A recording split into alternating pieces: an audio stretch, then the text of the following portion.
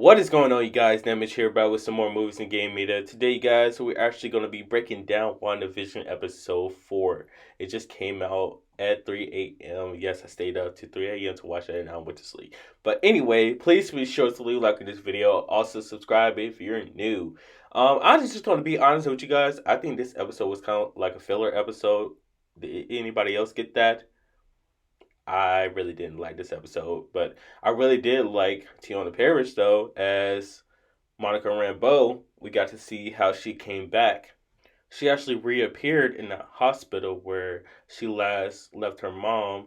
Well, she didn't purposely leave, but the blip took her away and then brought her back 5 years later into the hospital, and she actually found out that her mother has died of cancer. And also, she actually found out that she no longer had the title of director in Swords, but again, the reason that she doesn't have that title is because she's been gone for 5 years. But side note, I think it's really great that a black woman has started Sword. But anyway, her mother has signed her to do supernatural occurrences before she died. Then she actually goes out to see Jimmy Woo because there's like a force that's not actually there per se, but it actually is there, but the town is not real, if you get what I'm saying. But anyway, Monica decides to go into that force, and that's where she shows up in WandaVision in episode 2. Now, I theory that we thought about that the helicopter they was flying in was actually wrong.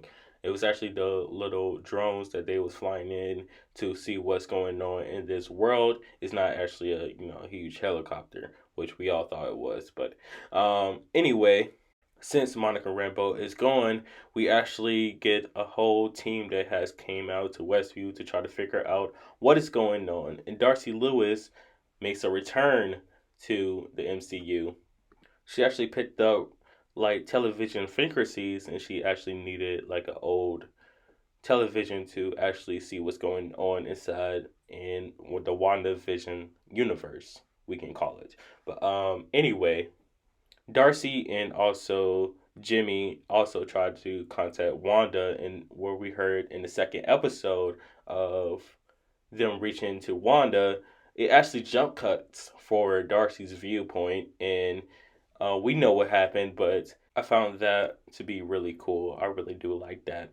But moving on, we actually get to see where the beekeeper is actually going in, which we know who was a sword agent, but he actually gets up into the other side in Westview where Wanda is, and he actually stands up, and it jump cuts again. We actually don't know what happened to the beekeeper, so I really don't know what Wanda did to the beekeeper. It could be Agnes as well, but I think majority is Wanda. I think, you know what? This is my theory. I think that Agnes helped Wanda to create this reality, but Wanda is mostly in control while Mephisto is plotting to take her kids.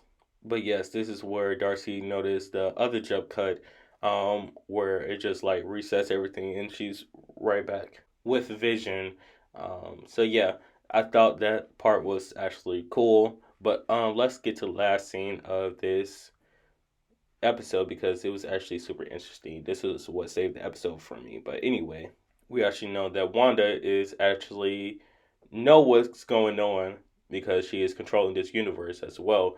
Because yeah, why would she push Monica out like that? But anyway, she knows exactly what's going on, and she's protecting her reality. Now, actually, like when she pushed her out, and she actually was like, "What the heck, happened?" She has to fix all this stuff before Vision gets back because people see her as a villain, which she's technically not a villain, but I like to see like a villain angle in Wanda as well because she's having an emotional breakdown. So I really don't think she's a villain or actually a schizophrenic episode. I actually did a whole project in college about Wanda. We had to do a make believe character and describe their um, disorder. But yeah, I did that and I got 100. She said I was the best one in the class. Hey, but anyway, let's move on.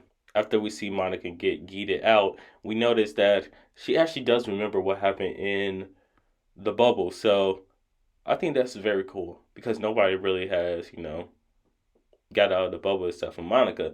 But yeah, she actually does remember everything that happened.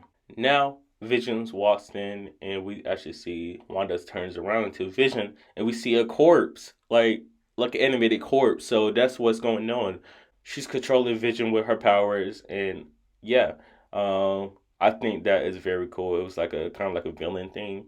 But I do like what she told Vision that we're not going anywhere because this is our reality, and basically we go protect our reality by any means necessary. And I honestly think this is even darker than the M Day storyline because it looked like she was more determined in this, but that's just my opinion. But yeah, that's basically all that happened in this episode. Do you guys like this episode? Do you guys think it was a filler episode like I did? Let me know in the comment section down below. Thank you guys so much for watching. Please be sure to leave a like on this video. Also subscribe if you're new. And I'll see you guys soon for more videos. Peace.